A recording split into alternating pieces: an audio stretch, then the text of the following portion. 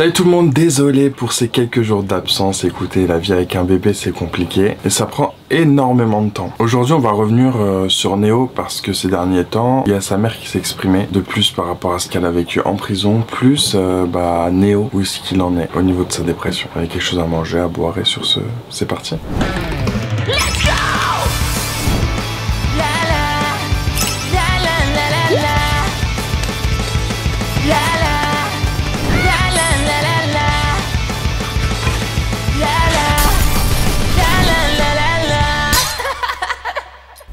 Il y a Jérém Star qui a fait une interview à Sophie Fantasy pour savoir comment elle avait vécu justement son passage en prison et en savoir plus en détail. Et vous allez voir que quand elle était là-bas, c'était pas joli, surtout qu'elle a pensé plusieurs fois justement à sauter la vie. Je lui ai expliqué que j'étais quand même à 2 doigts de me foutre en l'air et que ça faisait 2 mois que je pleurais pour avoir des antidépresseurs et de l'aide. Rien n'est fait pour t'empêcher de te suicider. Bien au contraire. T'as vraiment pensé à te foutre en l'air? Ah mais j'avais même écrit toutes les méthodes qu'il y avait dans ma cellule. Tous les moyens de le faire. Je pensais qu'à ça, quoi. Je me disais, bah tiens, je peux prendre la lanière de mon peignoir, je peux me pendre, je peux casser mon miroir, je peux me trancher les veines. En fait, tu penses à ça, quoi, parce que t'as que ça à penser, finalement. Tu tombes à un niveau de désespoir, en fait, que t'as jamais connu dans ta vie. C'est difficilement explicable. À quel point tu te sens complètement vide et t'as l'impression que ta vie est finie, quoi. Encore plus quand tu sais que c'est une injustice et que t'as rien à faire là. Chaque matin, à 7 h, on ouvre ta cellule, on te dit bonjour, tu dois répondre bonjour. C'est pour vérifier que t'es encore en vie. Mais tout est fait dans la journée ensuite pour que t'aies pas envie de rester en vie finalement. Toi, tu n'arrivais même plus à te laver? À la fin, non. J'avais plus la force. J'arrivais pas. T'as un bouton poussoir qui n'est pas en face de l'arrivée d'eau. Et moi, j'étais dans un tel état de souffrance physique que je n'avais pas la force d'appuyer sur le bouton avec un seul main. Ce n'était plus possible physiquement. Donc j'avais une chaise parce que je pouvais pas tenir debout, je me décalais pour appuyer sur le bouton et le temps d'arriver sous l'arrivée d'eau, c'était fini, il y avait plus d'eau. Donc à la fin, j'arrivais même plus à trouver la force de me laver. Moi j'entends ça, ça me rend hyper triste. Ça, tu te dis mais on connaît archi pas la vie des gens et que derrière les vidéos ça sourit et tout, alors que devant les vidéos ça sourit et tout, alors que derrière c'est pas la belle vie. Et je pense que ça m'a mis vraiment une énorme claque et me dit. Et ça me rend compte encore plus. On peut montrer ce qu'on veut sur internet, mais vraiment, que ce soit positif ou négatif. Elle a sorti une vidéo sur sa chaîne justement pour parler de toute cette histoire, notamment de Néo. S'il allait mieux, si ça allait, s'il était toujours en dépression. Ensuite, bien sûr, il y a Néo. Vous me posez aussi pas mal de questions pour Néo, donc... toi voilà. C'est parce que je parle de Néo, tu veux venir te mettre ton grain de sel? Tu veux venir en parler toi aussi? C'est ça? Moi oui, bien ma fifi. Moi oui, ma oui. Moi oui, ma mémé. Moi mon bébé. Moi oui, t'es gentil. Elle est adorable. Adorable. Moi oui, que t'es gentil. Moi oui. Rien à voir avec Queen, vraiment. Donc j'étais en train de vous dire, avant l'arrivée de Gigi, que j'allais vous donner des nouvelles de Néo. Là c'est pareil, vous nous posez beaucoup de questions à ce sujet. Alors Néo, malheureusement, il est toujours en dépression. Il a été placé sous antidépresseur il y a maintenant un peu plus d'1 mois et demi. Ouais, c'est à peu près ça. Donc les antidépresseurs, vous savez, il faut un petit peu de temps quand même pour que ça fasse effet. Donc on a attendu 3 semaines. Au bout de 3 semaines, au bout de 2 semaines, il y a eu une amélioration. Il se sentait un petit peu mieux, donc on se disait ah ça y est, ça va s'arranger. Et puis finalement au bout de 3 semaines il y a une rechute brutale où là il nous a dit ça va pas, faut que je retourne voir le médecin. Donc on est retourné voir le médecin catastrophe donc là c'était le médecin généraliste en fait qu'on avait vu la première fois. Donc là on s'est retrouvé finalement chez un psychiatre qui lui a doublé le traitement, qui lui a doublé la dose d'antidépresseurs. Donc il a des antidépresseurs puis un truc pour dormir aussi le soir. Et puis là ça fait plusieurs semaines maintenant qu'il a ça. C'est un peu les montagnes russes en fait. Il y a des moments où il se sent mieux, des moments où ça va pas. Enfin, c'est pas stable. C'est pas stable. En parallèle, bien sûr, il est suivi par une psychologue. Des fois, il nous dit que ça lui fait du bien, des fois, ça lui fait pas du bien. Enfin voilà, c'est vraiment difficile encore. Et puis, il fait aussi beaucoup de sport. Voilà, ça lui fait du bien. Ça lui permet vraiment de se défouler, de sortir un peu tout ce qu'il a à l'intérieur. Mais bon, Voilà, je pense que ça c'est lui qui va vous en parler en fait, ça serait sûrement plus logique d'ailleurs que ce soit lui qui vous en parle. Pour nous les parents en tout cas c'est difficile forcément hein, de voir son enfant qui souffre, même s'il a 20 ans c'est toujours notre enfant, c'est toujours notre tout petit. Et voilà, le voir souffrir, voir qu'il a du mal à s'en sortir, que malgré tous ses efforts, il y a des moments où c'est la rechute, c'est lourd, c'est dur. C'est vraiment dur, c'est vraiment dur. Voilà, je vous parlais tout à l'heure des sourires de Swan malgré son corset. Ça fait du bien parce que voilà, là on est entre Greg, les rendez-vous médicaux, tout ça, Néo qui va pas bien. C'est une période difficile. C'est une période difficile. Alors, on garde le moral, vous nous connaissez, on s'accroche comme toujours, on essaye.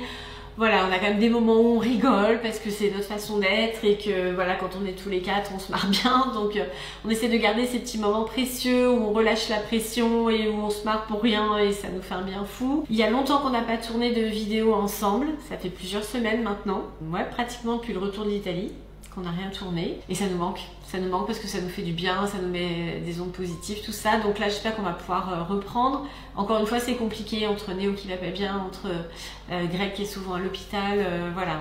Bon, plus la vie autour, hein, bien sûr, vous connaissez ça. Donc on n'a pas beaucoup de temps libre en fin de compte.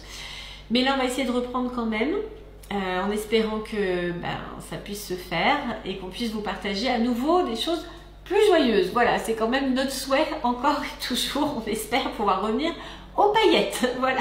Ouais, malheureusement, il a encore dans sa dépression, même si il y a pas mal de choses qui permettent qu'il se défoule. Encore pire quand ils ont dû annoncer le fait que le papa, il était atteint d'un cancer. Je pense que ça améliore pas les choses. Hein. Et vous savez, la vidéo de Jessie, de la mère la maman de la cousine de Swan et Néo, Verity, ça disait oui, non mais Néo et tout, il s'occupe pas de son grand-père et tout, alors que j'ai pu retrouver une vidéo qui date de 2022. On peut tout simplement voir Néo s'occuper de son grand-père en train de jouer avec lui faisant un TikTok.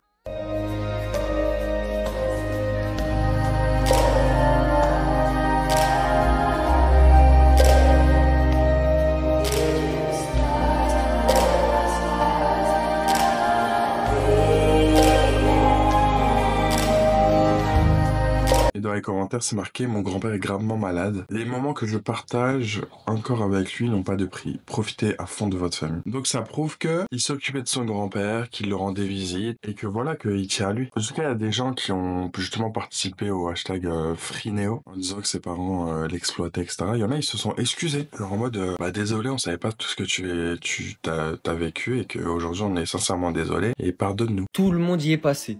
Néo, on est désolé pour toutes ces années qu'on t'a fait. En vrai, même moi, j'avais participé à l'hashtag Libéré Néo, je suis désolé.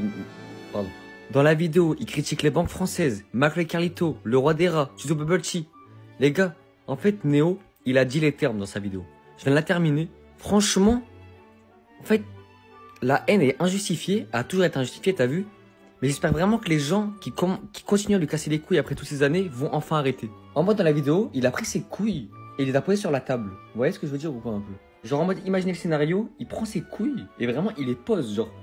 Voilà. Oui, c'est l'affaire P. Diddy de Seb l'Afrique. J'ai regardé. Non, vraiment les gars. Néo, j'ai l'impression d'avoir grandi avec lui. On a quasiment le même âge. J'ai l'impression d'avoir grandi avec lui. Oh, depuis que j'ai internet chez moi. Parce qu'à l'époque, j'avais pas internet. J'avais que la TNT. Déjà, c'était la chaîneté pure. Tu vois, je suis content de voir que des années après, tout rentre dans l'ordre. Et merci. Et en plus, il prend la parole. Et vraiment, les gars, il les prend. Il les prend à deux mains. Sur son épaule. Hop, ça y est, la vidéo de ouf. Et ensuite, Néo a partagé une vidéo YouTube où justement il revient sur sa dépression et où il en est. Parce qu'il a vu beaucoup d'abonnés à lui se poser la question et s'inquiéter pour lui. Voilà, à sortir de ça. Donc j'ai envie de vous partager ce que je vis, mon ressenti, ce qui s'est passé, le déroulé de tout ça finalement. Et en expliquant un peu ce que je vis. J'espère pouvoir aider d'autres personnes qui sont dans la même situation, qui sont aussi en dépression, qui veulent s'en sortir, qui veulent être soignés. Donc en faisant cette vidéo, j'espère que certains pourront m'apporter des conseils dans cette situation difficile et pourront aussi, par la même occasion, apporter des conseils à toutes les personnes qui souffrent de dépression comme moi et qui vont regarder cette vidéo. Donc la dépression, c'est pas quelque chose qui est arrivé d'un coup, hein, ça a été petit à petit, hein, ça s'est fait sur plusieurs mois. Et c'est quelque chose qui est très particulier à vivre pour le coup. Il y a vraiment eu un basculement petit à petit en fait. Ça a commencé précisément à mon anniversaire pour mes 20 ans. Voilà, c'était vers le mois de février en fait que j'ai commencé à avoir cette sorte de déprime. En fait, à partir de là, on va dire que les problèmes les plus importants ont été terminés. Voilà, je dis pas que tout est bien qui finit bien, mais globalement, il y avait plus de stress que potentiellement nos parents aillent en prison. Voilà, il y avait moins de responsabilités pour moi. La période à ce moment-là ne faisait que s'améliorer. Donc dans l'idée, c'était positif. Mais moi, j'ai vécu un contre-coup. Ouais, je sais pas comment expliquer différemment. Ouais, un contre-coup. J'ai vécu ça comme ça. Et finalement, ce côté, mes 20 ans à ce moment-là, ça a été un peu une sorte de bilan de ma vie, voilà, de ce qui se passe dans ma vie à ce moment-là. Alors de base, je voulais pas fêter mon anniversaire pour mes 20 ans, mais bon, mes parents m'ont fait un super anniversaire et je les remercie vraiment, merci à eux, ils m'ont tellement gâté, c'est vraiment la folie quoi, voilà. Et du coup voilà, j'ai fait un super anniversaire en vidéo, mais c'est vrai que du côté de mes proches, quoi que ce soit, j'ai rien fêté de spécial. Voilà, j'ai pas fait d'anniversaire en particulier comme j'avais fait pour mes 18 ans par exemple. À ce moment-là, en fait, je me suis un peu isolé de mes potes, de mon entourage globalement, et j'avais pas vraiment ce désir de fêter un anniversaire avec des amis comme ça. Voilà, il y avait une sorte d'isolement et puis une sorte de déprime aussi que à l'époque je me disais que c'était une sorte de déprime passagère en fait. Voilà, il y avait un ressenti comme ça à ce moment-là précisément. Donc ce que je vivais à ce moment-là, c'était pas agréable, ça me faisait pas plaisir, et du coup je plongeais dans le sport intensif pour essayer de décompresser, de passer à autre chose. Voilà, je faisais du 2 heures, 2 heures et demie de course plusieurs fois par semaine, c'était du délire, vraiment je me faisais mal aux jambes littéralement, mais ça me soulageait en fait, je pensais à autre chose, je décompressais. Voilà, ça me faisait du bien de faire ça, je sais pas pourquoi spécifiquement, et puis je me mettais vraiment dans un rythme de sport strict, tu vois, je me dépensais un max, je faisais vraiment attention à ce que je mangeais. J'avais l'impression que me forcer à avoir une sorte de routine, ça me permettait de me maintenir et de rester sur quelque chose de concret quoi en fait. Et c'est là que j'ai commencé à perdre goût un peu à tout ce que j'aimais finalement, à toutes mes passions, le jeu vidéo par exemple.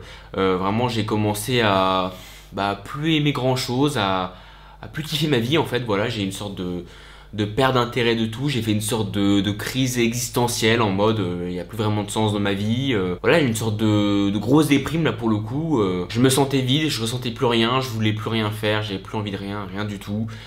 C'était une sensation vraiment bizarre, j'avais une impression de perte de contrôle en fait littéralement. Il y avait quelque chose qui se passait mais je pouvais pas le contrôler en fait. Voilà, c'était un peu comme ça que je le voyais, et je m'enfonçais au fur et à mesure dans une sorte de déprime. À ce moment-là, il y avait vraiment des moments où j'avais l'impression de contrôler un corps en fait. J'avais l'impression d'être une petite personne dans un corps et que je contrôlais quelqu'un, et que j'étais un peu en mode pilote automatique en fait. Voilà, je survivais, je faisais les choses, les actions comme il fallait, mais à l'intérieur j'étais vraiment vide, je ressentais rien et j'avais l'impression d'être à l'extérieur quoi, vraiment. C'était une sensation un peu comme ça. J'avais vraiment l'impression de ne pas vivre les choses en fait. Donc là, les mois ont commencé à passer. Après février, il y a eu mars, il y a eu avril, et au fur et à mesure, mon état s'est aggravé, c'est-à-dire que voilà, ça a empiré, la déprime, etc., ce genre de choses. Et j'ai commencé à avoir carrément des pensées intrusives, c'est-à-dire que j'avais des pensées parasites qui me venaient en tête constamment sans que je le contrôle en fait. Voilà, c'était insupportable. Il y avait vraiment des journées où c'était très désagréable, c'était vraiment dur de se concentrer, de se bouger. Puis voilà, avec tout ce ressenti, c'était difficile de se motiver, de travailler comme d'habitude, d'être à fond. C'était dur d'être là, etc. Donc voilà, c'était pas facile d'être présent à chaque fois. Ouais, c'était dur comme période. Les pensées intrusives, ça me faisait vraiment souffrir. Vraiment, c'était très dur à ce moment-là. Là, j'étais vraiment en mode survie. J'étais vraiment en mode pilote automatique. Là, c'était, il y avait plus de goût à la vie, vraiment là, c'était que de la survie pour le coup. C'est là que j'ai carrément commencé à avoir envie de me faire du mal. Là c'était compliqué, là la période était vraiment, voilà, c'était dur. À ce moment là on m'a prescrit du coup des antidépresseurs, voilà, c'est la joie, génial. Donc le Zoloft le matin et le Ketamed le soir. Le Ketamed, quand tu en prends, ça te met vraiment un coup de pompe, ça te fait dormir assez vite, voilà. Et le lendemain matin, tu te sens vraiment apaisé, léger. Donc quand j'ai commencé les antidépresseurs, honnêtement, ça allait quand même un peu mieux, j'avais plus envie de me faire du mal, je me sentais léger, voilà, il y avait une sorte de peu de nuage, donc ça faisait du bien pendant une certaine période.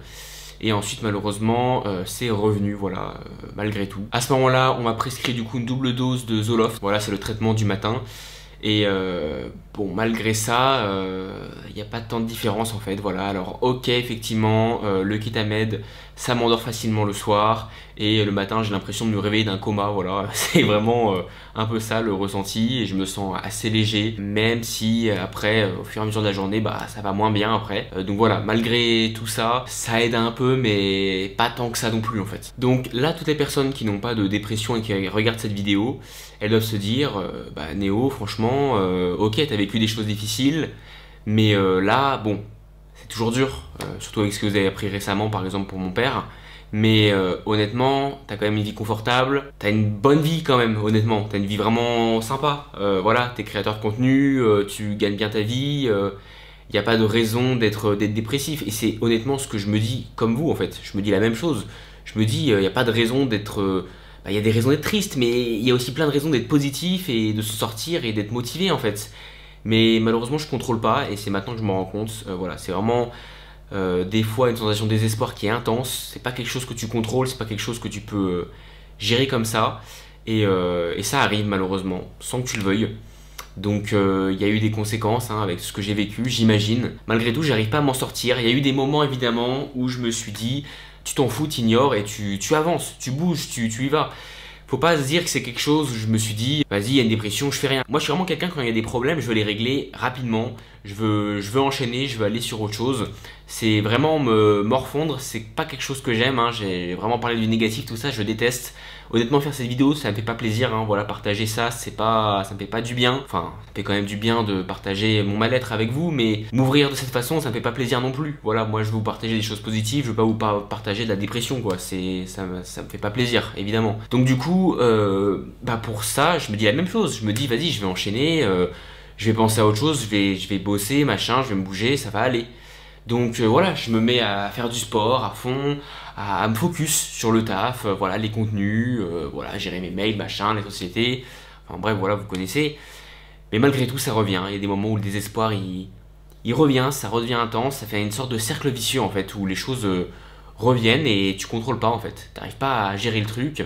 C'est très frustrant et c'est là que tu te rends compte qu'il y a une sorte d'impuissance sur la situation. Et puis là, il y a autre chose qui revient en compte. Tu te dis, il y a des gens qui souffrent bien plus que toi. Il y a des gens, ils ont une vie qui est horrible. T'es pas légitime de souffrir ainsi en fait. C'est ce que tu te dis aussi. Donc tu te dis, il n'y a pas de raison d'être comme ça. Finalement, tu culpabilises de souffrir comme ça parce que tu te dis que c'est pas légitime. Voilà, tu peux enchaîner, avancer. Il n'y a pas de raison que ça te fasse ça en fait. Tu te dis ça aussi. Donc finalement, le manque de motivation, des fois le manque d'efficacité, ça te fait culpabiliser. Tu te dis, vas-y, là je suis une merde, vas-y, ça avance pas comme je veux, j'arrive pas à me bouger correctement, voilà. Enfin bref, ça c'est un cercle vicieux assez classique, hein, je pense que beaucoup de gens connaissent. Même les gens qui sont pas en dépression, honnêtement, voilà, quand des fois t'as un petit coup de mou, t'avances pas comme tu veux, ça t'embête quoi, voilà. Donc là j'ai commencé à voir une psychologue en visio, voilà, j'ai commencé à essayer de prendre un traitement sérieusement, à me soigner en fait, hein, donc j'ai commencé à parler, honnêtement ça m'a fait du bien quand même, voilà, de m'ouvrir. Mais plus les séances avancent, moins ça me fait du bien en fait de parler des choses négatives. Moi ça me négative en fait, voilà, c'est aussi simple que ça. Ça me rappelle les choses pas ouf et du coup ça me fait pas du bien. Donc honnêtement pour l'instant, psychologue, bon, ça me fait pas tant de bien que ça. J'imagine qu'il faut du temps pour qu'il y ait vraiment une différence, mais pour l'instant c'est pas non plus la folie quoi. Donc là je vous ai résumé brièvement le parcours de la dépression, voilà, ce que j'ai vécu au fil des mois, hein, depuis février jusqu'à maintenant. Et actuellement, si je devais définir mon état, il y a des hauts et des très bas, voilà, c'est un peu ça. C'est un peu comme ça que ça se passe, il y a des moments où je survis, ça va, c'est supportable, et puis des fois le désespoir est vraiment très intense, c'est difficile, et voilà, il faut une petite période pour que ça revienne et que ça reparte quoi. C'est pas simple, j'essaie de trouver des solutions, c'est pour ça aussi que je fais cette vidéo, trouver des solutions aussi, des conseils de votre côté, voilà, parce que je sais pas trop comment gérer le truc, hein. Je prends des antidépresseurs, j'ai carrément une double dose, je vois une psy, voilà, j'essaie de comprendre comment aller mieux, retrouver un but à ma vie, un sens, c'est un peu ça en fait, hein, parce que j'ai un peu perdu goût à tout en fait, hein, voilà, aussi simple que ça, et c'est pas facile, et voilà, j'essaie de m'en sortir. Donc évidemment, tout ce qu'on a vécu, l'injustice, ça joue pour beaucoup, et puis là récemment, le cancer de mon père, voilà, ça fait du mal, ça rajoute un stress, ça rajoute de la tristesse, et puis de la colère aussi, parce que on sait à cause de quoi c'est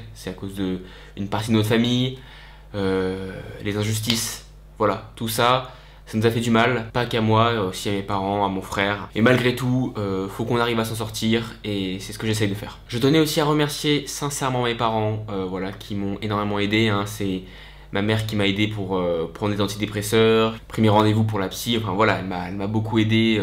Mes parents se sont beaucoup inquiétés forcément, ils savent pas ce qui m'arrive et moi non plus en fait à vrai dire, hein, parce que c'est une sensation où tu perds le contrôle, tu sais pas ce qui se passe, ça te ronge au fur et à mesure en fait et tu peux pas le contrôler. Au début tu te dis vas-y je vais pouvoir repartir, redevenir heureux et t'y arrives pas quoi. Voilà, c'est un peu ça. Donc forcément c'est très dur pour mes parents, je suis désolé pour eux. Et en même temps, bah, je les remercie sincèrement de m'aider et de me soutenir. Donc cette vidéo, je la fais pour moi en priorité, mais je la fais aussi pour toutes les personnes qui souffrent de dépression. Voilà, j'espère pouvoir aider des gens en faisant cette vidéo en même temps. J'espère que certains conseils en commentaire pourront aider d'autres personnes qui ont les mêmes soucis que moi. Voilà, j'espère que je pourrai aider d'autres personnes. De mon côté, j'essaye de tout faire pour me soigner. J'ai prévu des séjours et des collabs sympas cet été, voilà, avec des influenceurs. J'ai voulu organiser des projets pour essayer de me positiver, pour essayer de repartir. Donc voilà, j'essaye de trouver des trucs, j'essaye d'aller mieux et j'espère que ça aidera. Je donne ma force à toutes les personnes qui souffrent de dépression. En attendant, je remercie toutes les personnes qui nous soutiennent. Merci à vous pour tous vos messages, tout votre soutien. Ça nous fait extrêmement plaisir et ça nous aide dans cette épreuve, voilà, ça nous aide à rester fort, ça nous aide à remonter la pente et à continuer malgré tout. Donc voilà, la vidéo est maintenant terminée. Dites-moi ce que vous en pensez en commentaire. N'hésitez pas à lâcher un petit pouce bleu, ça me ferait extrêmement plaisir. On se retrouve demain ou dans quelques heures pour une prochaine vidéo et sur ce, Climb to Fame.